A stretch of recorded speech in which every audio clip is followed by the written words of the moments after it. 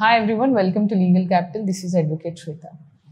యూజువల్గా మనము ఇల్లులు అంటే అపార్ట్మెంట్స్ అయినా కానీ ఇండిపెండెంట్ హౌసెస్ అయినా కానీ ఏదైనా కమర్షియల్ కాంప్లెక్సెస్ అయినా కానీ యూజువల్లీ మనము అవుట్ రైట్గా పే చేసి తీసుకోము, కొంత అమౌంట్ డౌన్ పేమెంట్ చేసి లోన్ తీసుకుంటాం. సో అదంతా రీపే చేశారు అని అనుకోండి, యూజువల్లీ మనకి ఆ లోన్ ఎక్కడి నుంచి అవైల్ అవుతుంది అని అంటే ఎస్బీఐ బ్యాంక్ అయి ఉండొచ్చు, ICICI, HDFC, Aditya Birla group, ఇట్లా డిఫరెంట్ పీపుల్ ఉంటారు. వాళ్ళు సెక్యూర్డ్ మార్టిగేజ్ పెట్టుకొని మనకి లోన్స్ ప్రొవైడ్ చేస్తూ ఉంటారు.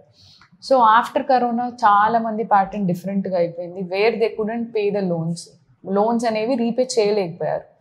అప్పుడు మీకు నోటీసెస్ వస్తాయి సెక్యూర్డ్ లోన్ కాబట్టి, ఎందుకంటే అది మార్టిగేజ్ చేసి తనఖా పెట్టి డబ్బు తీసుకున్నారు కాబట్టి.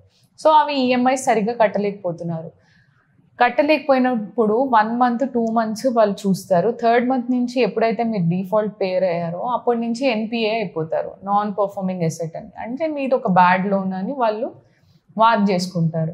ఎప్పుడైతే 3rd month మీరు పే చేయలేదో, ఎన్పిఏ అయిందో, అప్పుడు మీకు వెంటనే వాళ్ళు నోటీస్ పంపిస్తారు. ఆ నోటీస్ ఒక 13(2) నోటీస్ పంపిస్తారు, సెక్షన్ 13 ప్రకారము ఇంకో నోటీస్ పంపిస్తారు. ఆ తర్వాత మీ ఇల్లు జప్తు చేసుకుంటున్నాము అని బ్యాంక్ వాళ్ళు డిఆర్టీ ట్రిబ్యునల్ని అప్రోచ్ అవ్వడము, అక్కడి నుంచి సర్ఫేసీ యాక్ట్ ప్రొసీడింగ్స్ ఇనిషియేట్ చేయడము, మీ ఇంటికి అడ్వకేట్ కమిషనర్ వచ్చి మీ ఇల్లు ఫిజికల్ పొజిషన్ మేము తీసుకుంటున్నాము, 15 daysలో మీరు ఖాళీ చేయాలి అని మీకు ఇంటికి ఒక నోటీస్ అనేది అంటిస్తారు. అప్పటి వరకు మీరు అసలు ఈ నోటీసులను పట్టించుకోరు.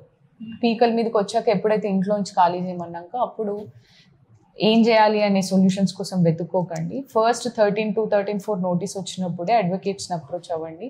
మీరు ఇటువంటి సమస్యల నుంచి ఏదైనా ఎదుర్కొంటే please to visit us on legal capital. We're here to help you. Screen పైన ఉన్న నంబర్కి కాల్ చేయండి. Thank you.